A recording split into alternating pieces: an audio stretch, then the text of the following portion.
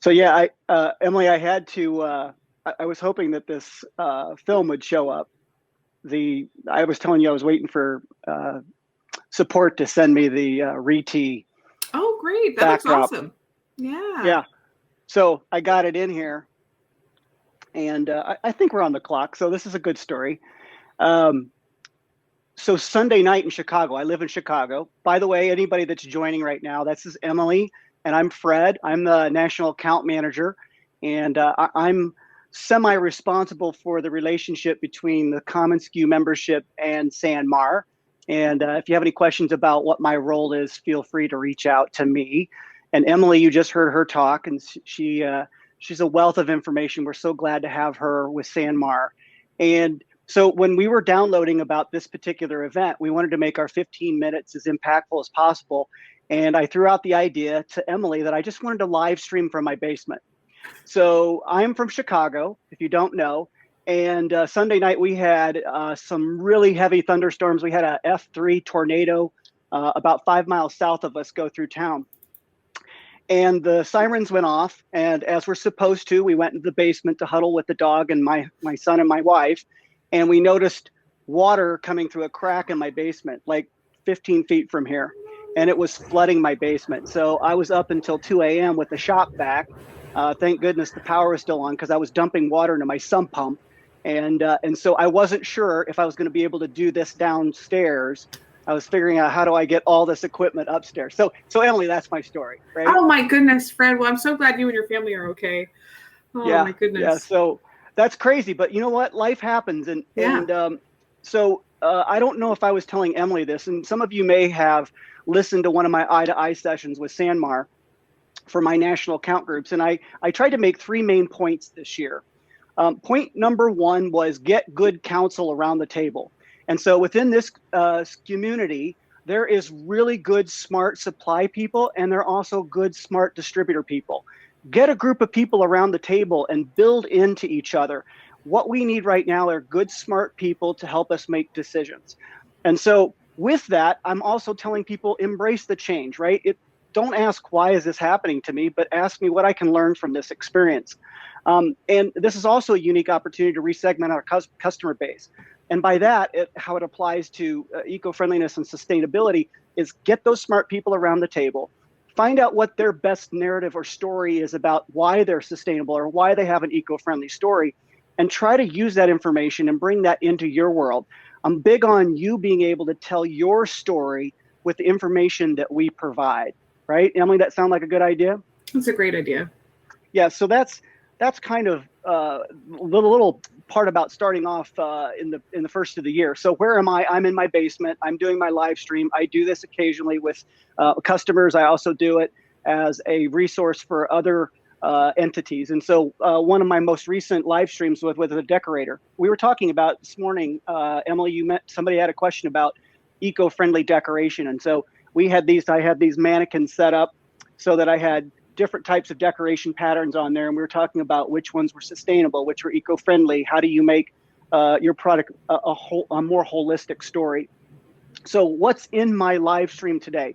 Well, the first thing I've got my fabric panel that tells my RET story. So if you're not familiar with SanMar's RET or refleece story, by all means, get a hold of us. Let us talk about it, right? So I use this backdrop when I'm talking to customers and even in an end user presentations so that they can kind of see the narrative, right? I mean, it's not just good enough for me to be there in person, but sometimes the visuals really do matter. What's over here is a project that I was just working on last year with a customer, and it's our RET, but it's also got Stahl's water-based ink, heat transfer on it, right? So we use some water bottles to create the shapes, to bring kind of the eye to the shirt. And we talked about rethink, recycle, renew. So we built a campaign around that. So that's another little piece of my setup that I use. If you don't know, Emily, this is a work that you contributed to. Thanks, this is Fred. our Canvas for Good. This is our CSR report. You could go to Canvas for Good and you can check out just about everything that's in here. I like the hard copy. I like to carry it with me because you never know when you might need to open up a page and really quickly shove it across the table to a customer. It is on recycled paper.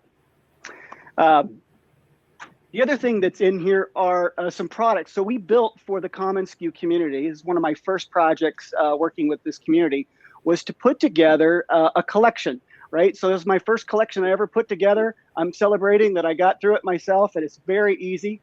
So what I've put back here on my mannequins is I've staged all the product that we have in our collection. So those include the North Face, it includes All Made, the Refleece from District, and Cotopaxi. And each one of those brands has a very unique story. And they also have some really good ethos about sustainability, eco-friendliness, recyclability. So each one of these products does have an all-made long sleeve tee underneath, creates the base for me to put my product on top of it. And then the Refleece with a water-based heat-applied decoration. The North Face, which has a really good story about its recycled taffeta and nylon, and it's the puffy fill that they put in there.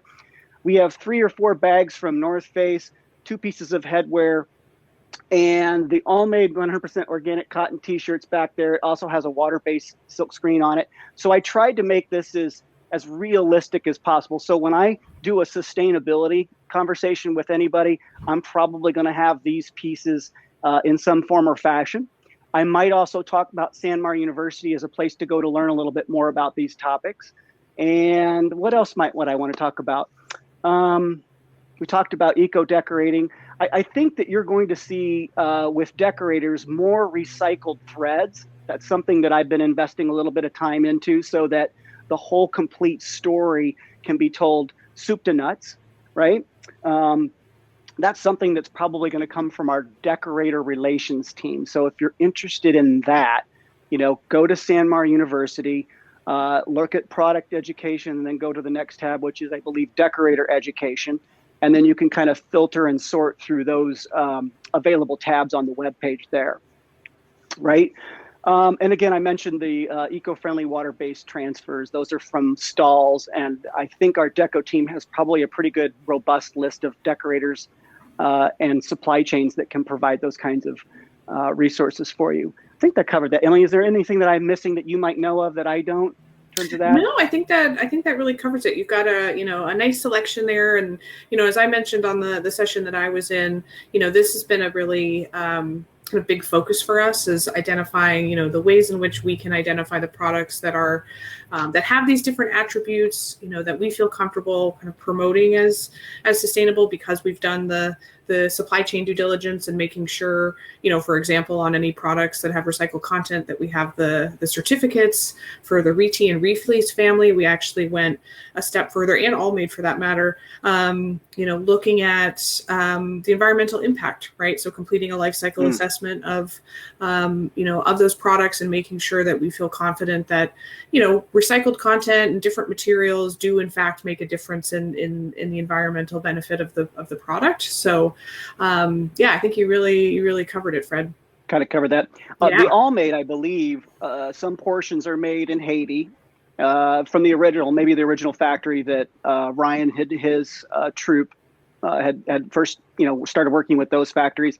And I think a lot of the production is now shifting over to our factories in Honduras.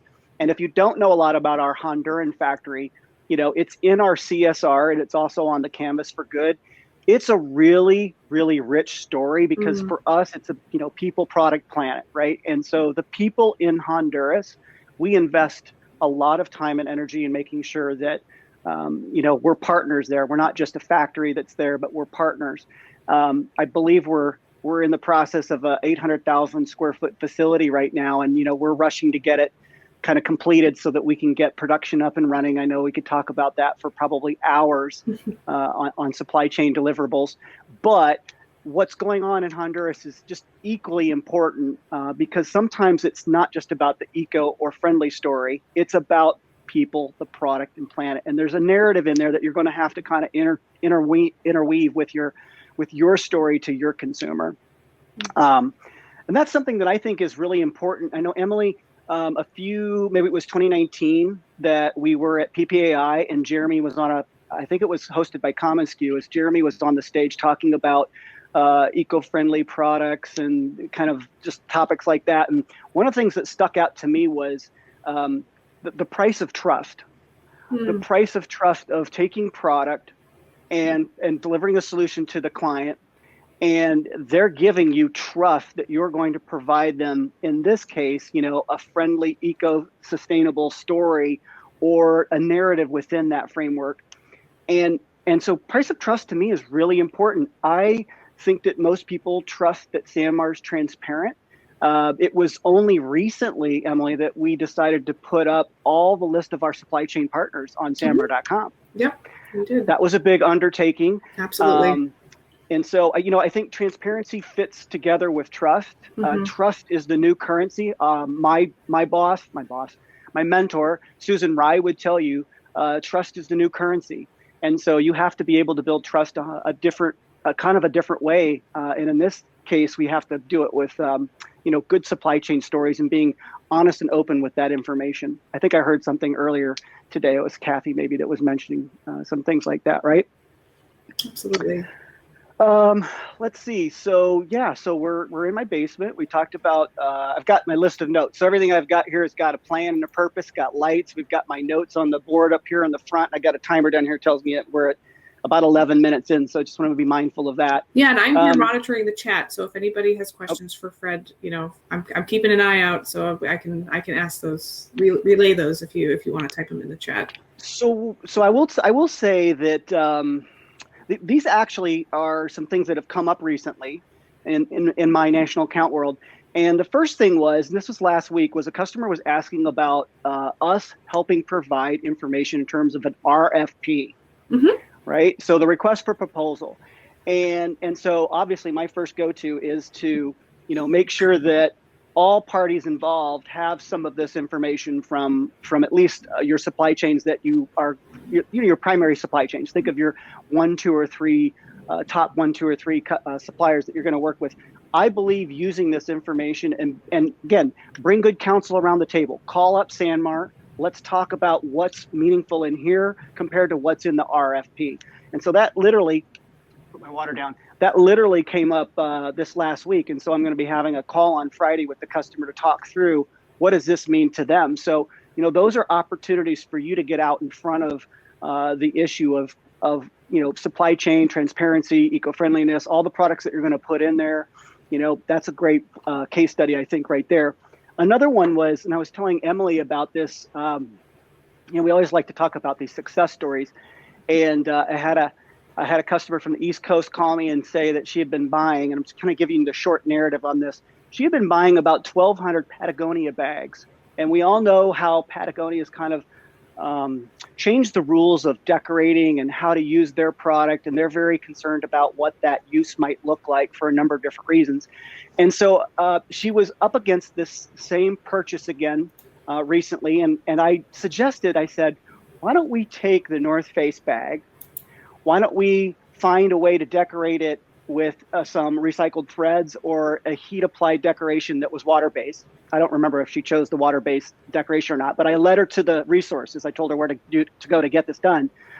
And we actually did a couple spec samples, and we shipped out the North Face bag. And, the end of the story is, we won that business because the customer was really more, when we peeled the onion layer back a little bit, the customer is really more concerned about the story behind Patagonia and knew North Face, but wasn't as familiar with it. And so what we did was we supported that story with a product sample, and we pinpointed those little hot spots that we felt we heard in the Q&A. And that's a nice 1,200 piece North Face bag order that's kind of coming that distributor's way. So, sometimes you don't know what you don't know. Reach out to your good counsel people, your counsel, and maybe look for an opportunity to complete the project that way. Another one was really kind of based on this project, and that was just getting the sample with the whole story on the T-shirt and providing that to the customer. Right? You could do it in bits and pieces. You can do it in stages. You could push the T-shirt across, and then you could push a document across that talked about how this is eco-friendly, or in this case, we had to have some child testing information on there. And that's just a great way to do any of these products, I believe. And even the All Made, just because I think if you go on their webpage, you can actually track the number of water bottles that you're saving. And that was actually impactful for that particular customer. Oh, there's I think our Allison. time She's is telling me up. my time's up. Doggone it. The music is I could playing, talk Fred. forever. I could talk forever. People, we are so happy that you were here. If you're kicking out, thank you for stopping by for the few moments. I hope you enjoyed my live stream. If you'd like to live stream and learn how to do this, it's pretty easy. I'd be happy to talk you through a couple thoughts. But thank you for stopping in at SanMar's breakout session.